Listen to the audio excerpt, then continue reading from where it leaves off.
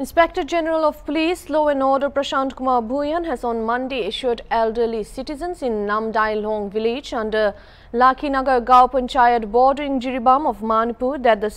strictest of action will be taken against people who enters the border with arms or with intention to create panic and fear.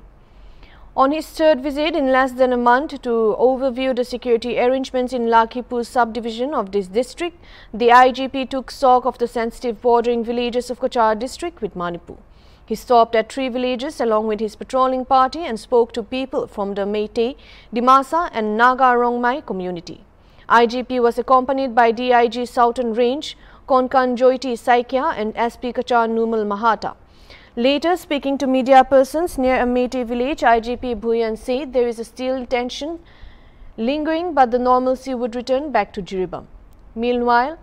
around 1,700 people have taken shelter and now a survey has been started. Assuring adequate security on the Cachar side, he said additional forces and even commandos have been deployed.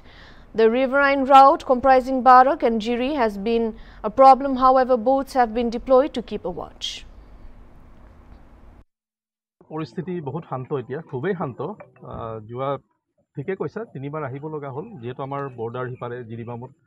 কিছুমান বিক্ষিপ্ত ঘটনা হৈ আছে আজিলৈকে হৈ আছে তো আমাৰ তাৰ প্ৰভাৱ যাতে আমাৰ আসামত নপৰে বৰাক ভেলীত যাতে নপৰে জিৰিঘাট শিলচৰ লখিমপুৰত যাতে নপৰে তাৰ কাৰণে আমি সিকিউৰিটি পৰ্যালোচনা কৰিছো সেই কাৰণে মই আহিছো আজি এটা মিটিং হৈছে দুটা জিলাৰ মানে শীৰ্ষ বিষয়াসকলৰ শান্তি শৃংখলা বজাই ৰখাৰ বাবে বৰ্তমানে জিৰিবামৰ অৱস্থাটো কেনেকুৱা আছে ইনপুট কি আছে আমি তেওঁলোকৰ পৰা যেটো গম পাইছো জিৰিঘাটত এতিয়াও টেনচন আছে দুইটা কমিউনিটিৰ মাজত সাসপিশন আছে সন্দেহ আছে তাত কারফিউ চলি আছে কিন্তু কারফিউ মাজে মাজে রিল্যাক্সেশনও হয় 24 ঘণ্টা কারফিউ আছে এটো নহয় মাজে মাজে রিল্যাক্সেশন হয় কিন্তু তাত টেনচন আছে আৰু নৰমালসি মোস্ট প্ৰবলি লাহে লাহে ঘূৰি আহিব তাৰ কাৰণে মণিপুৰ গভৰ্ণমেণ্টে যথেষ্ট ব্যৱস্থা লৈছে কথা হ'ল মণিপুৰ টু বেলেগ ষ্টেট তেওঁলোকৰ সিস্টেম বেলেগ তেওঁলোকে যেনেকৈ কৰিছে আমি ক'বলৈ নাযাওঁ কিন্তু মণিপুৰৰ যিবিলাক ইনসিডেন্ট হৈছে অসমত হ'ব নালাগে আৰু অসমত আমি কোনো ফালৰ পৰা আমি প্ৰশাসনে অসমত তেনেকুৱা এনাৰ্কি অৰাজকতা হ'বৰ কাৰণে আমি এলাউ নকৰোঁ ইয়াত যদি কোনোবাই হাতিয়াৰ লৈ